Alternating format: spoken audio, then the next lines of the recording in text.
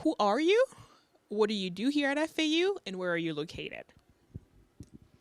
My name is Dr. Laura DiPasquale. I'm a licensed psychologist and the director at Counseling and Psychological Services.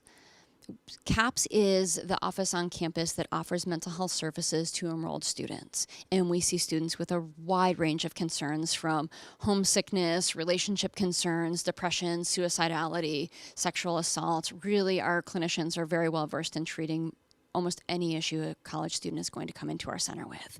And CAPS is located second floor of the breezeway directly above the food court. Now that we are in the post-election phase and the results are in, many students are feeling different sorts of emotion, a variety of different emotions. What would you suggest to a student who's trying to refocus their mind but is having a hard time? Thank you. It's hard after the election when people are feeling all sorts of different things, and absolutely students might be trying to focus on their schoolwork and having a really difficult time. And sometimes people set up too lofty of expectations for how they're going to respond. So I'm going to sit down and study for an hour straight. That might not be the headspace they're in and what they can actually manage at that point. And so I think setting small goals and having very realistic expectations for how someone would engage in self-care. So in uncertain times, many students may wonder what the next few months will bring. What are some suggestions that you have for those students? Uncertainty is hard for everybody. We often think if we know what's going to happen in the future, we can prepare ourselves for it. And so what people often do is they run through every worst case scenario. And they think if I can predict the worst case scenario, I'll actually be better off when it happens.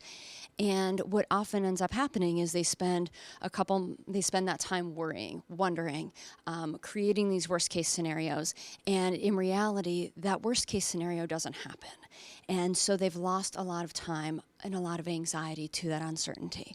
And so what we often recommend is trying to let go of that need for uncertainty, trying to recognize when you're just ruminating in your head again and again and again, what's going to happen.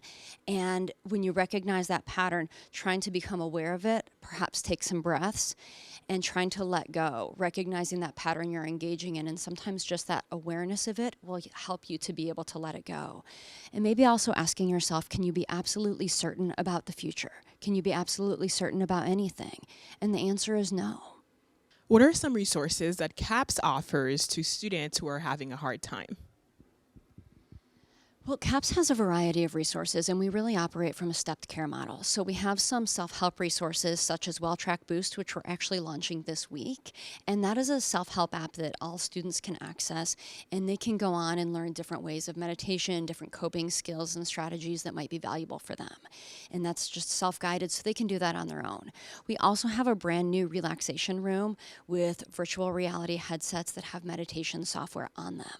So if students are looking to de-stress or practice some mindfulness, they can come into CAPS and they don't need to be clients of the center and utilize those resources. And if students are feeling like they need support from one of our qualified therapists here, they can make an appointment to meet with one of our therapists, and in that first appointment, we'll figure out what the needs are and if they're a good fit for our ongoing services here at the center.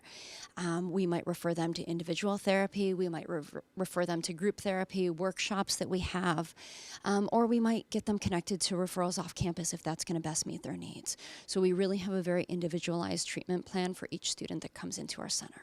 What are some coping mechanisms that individuals can implement to keep them grounded? There's a whole list of coping mechanisms out there. You can Google coping skills and you're going to get hundreds and hundreds of things. The most important thing with coping is finding something that works for you and is congruent with your interests and values. So I am not an artist. Me trying to paint is only going to frustrate me more than it's going to help me. So finding something that works for you and capitalizes on interests you have is really important. It's also important to understand what a coping skill is actually going to do. When we utilize a coping skill, try to think about things improving maybe 5 to 10%. It is not going to make a bad day 100% better. We're looking for slight improvements when we're utilizing a coping skill. And also when we're talking about coping skills, we want to think about the mindset we have when we approach them. So we all often hear, go for a walk, it'll help you. If I'm stressed about politics and I go for a walk and I think about politics that whole walk, I'm not really being re-energized. So maybe I need to listen to some music when I'm walking, or I need to talk with a friend while I'm walking, or maybe walk my dog to get out of my head. So the mindset you have is really going to impact the efficacy of the coping strategy. With the holidays coming up, students may be seeing more people and having more conversations around politics. What are some tips that you have for students when it comes to navigating these conversations? Students often come in here and wonder, should I go to this gathering or should I avoid the gathering? And they may hear their friends are doing one thing or another thing. And the decision to go to family gatherings or engage with people that may have different political beliefs is really a very individual one. And you can't do something just because your friends are doing it. It's really important to consider that a specific gathering or a specific relationship, while it might cause distress, might also have some benefits. It might bring some joy. It might bring some sense of connection. And so each individual needs to weigh the benefits and the cost of engaging in a certain relationship or gathering over the holidays. If someone does choose to go to a gathering where political conversations might be happening that are hard for an individual, maybe try to plan in advance, set some boundaries ahead of time about what will and won't be discussed. Or maybe have a safe person, have somebody that can pull you away from a conversation if they notice you're getting pulled into something that's hard for you. Perhaps find a task. Maybe you take on a task in the kitchen or help the host so you have a pragmatic thing that keeps you away from conversations. Or always know it's okay to set a boundary and walk away. It's okay to say, you know what, I need to go outside for some air. I'm going to go to the kitchen and grab some water. So how can we tell when we need a break from social media, and what are some ways to take that break? Social media is so easy to just get completely engulfed in and spend hours and lose track of time. So some signs that it might be a little bit too much. Perhaps you're losing, you plan to spend 15 minutes just messing around on your phone and you realize 45 minutes or an hour has gone by. That might be a sign that you're using it to escape and you might need some other coping strategies.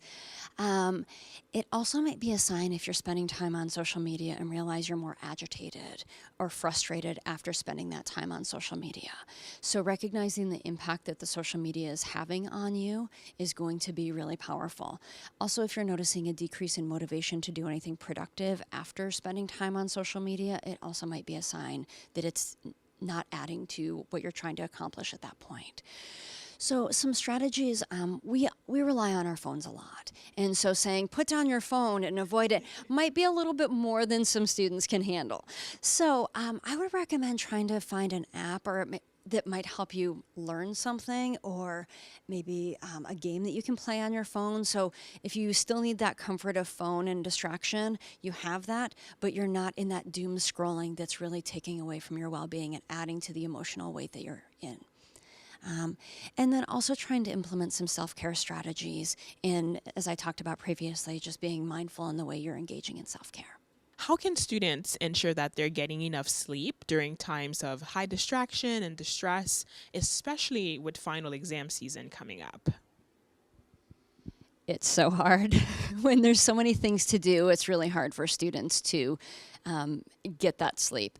But as cliche as this sounds, being proactive in a study plan is really important.